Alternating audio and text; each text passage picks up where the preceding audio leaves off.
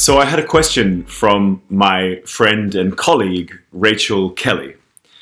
And it's one I get asked a fair amount because I think there's a lot of misinformation surrounding this product at the moment because it's quite popular. And the question is coconut oil good for you? And is it good to include it in your nutritional plan? Now, I love all things coconut. It's one of the few vestiges of my half Brazilian heritage. My mother is from Rio de Janeiro. And when coconut oil became popular a few years ago, I will admit I was very, very quick to jump on the bandwagon. I love the taste, and I heard that it was healthy. Now, if you had asked me why healthy or in what way it was healthy, I probably couldn't give you an answer to that question. I just heard that it was good for you. Now, I'm not going to go into any of the claims about dental hygiene or skincare because they don't really relate to it as a nutritional product. I just wanted to quickly answer whether or not I thought coconut oil was a good nutritional product and worth including in your diet. So first and foremost, coconut oil is basically 100% fat. So every gram of the stuff will come packed with about 9 calories, meaning 1 tablespoon, which is not a huge portion, will contain over 100 calories, about 110 calories. Further to this, the type of fat contained in coconut oil is saturated fat. So this is the same type of fat contained in meat products and widely condemned for its potential negative impact on cardiovascular health. This is opposed to something like olive oil, which contains predominantly monounsaturated fats, which are supposedly good for our heart health. Now, many of the benefits conferred on coconut oil have to do with the high concentration of lauric acid and its recognition as a medium chain triglyceride, or MCT. Now, MCTs have a shorter structure than other commonly consumed dietary fats. Therefore, they tend to be more quickly absorbed and used in the body. And after being digested, MCTs travel to the liver, where they are immediately used for energy. So the theory is that this speed of the process will promote satiety and prevent fat storage. Now, this sounds promising. However, these benefits may be overstated for coconut oil, as lauric acid has been found to behave as both a medium chain triglyceride and a long chain fatty acid from a metabolic standpoint.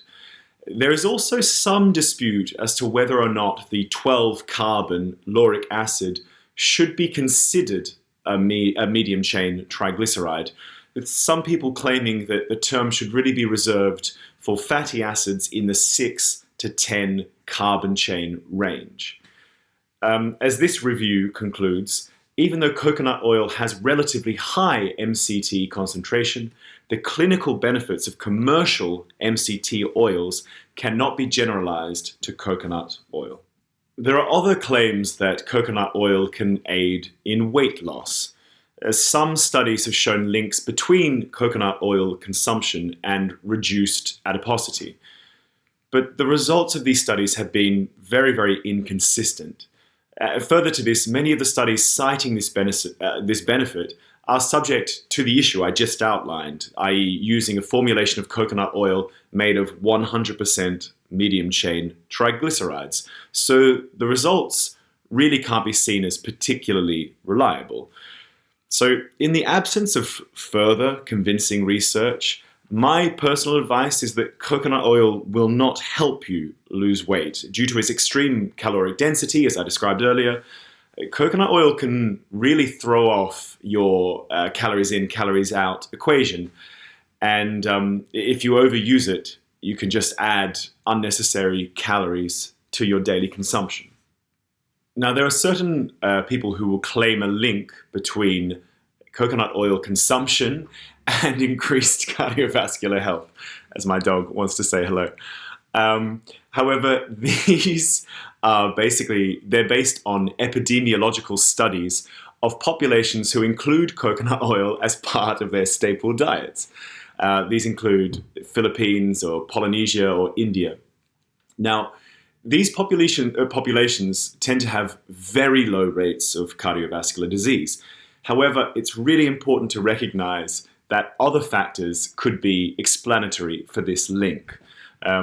These might include genetics or physical activity, social factors, stress, things like that. Further, these populations do not tend to eat processed coconut oil that is being consumed in Western cultures and is really the product that is being touted for the benefits.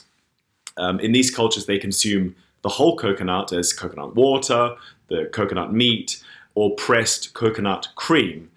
And this is consumed in conjunction or concurrently with an indigenous diet of foods rich in fiber, high in plants, and importantly, low in processed and sugary foods.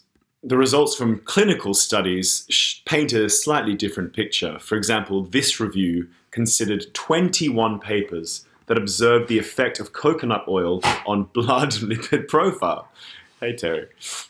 In general, coconut oil raised total LDL cholesterol, which is the quote-unquote bad cholesterol, more than unsaturated plant oils, but less than butter.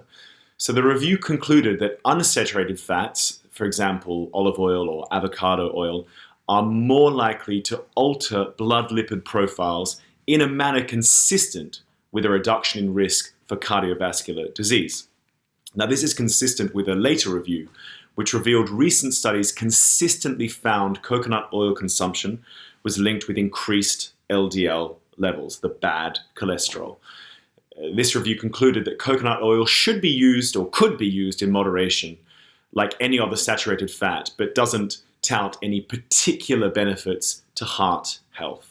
So, should I use coconut oil, or should Rachel use coconut oil? Now, it may sound like I'm sort of hating on coconut oil from the research I just gave, but I don't think it's a horrible product.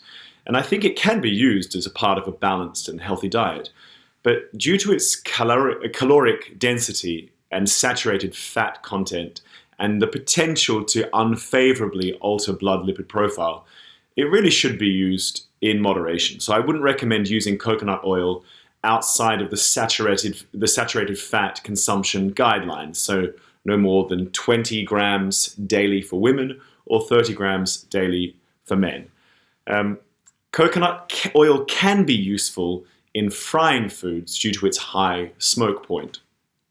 Now, this is where olive oil, which I consider to be the healthiest or quote-unquote best oil to use, has a weakness because its smoke point is quite low.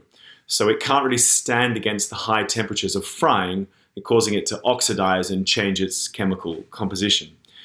However, those of you who are worried about the saturated fat content of coconut oil, perhaps you have some history of cardiovascular disease in your family, or perhaps you've suffered from cardiovascular disease yourself, there are useful alternatives for this purpose, which are higher in the healthier monounsaturated fats.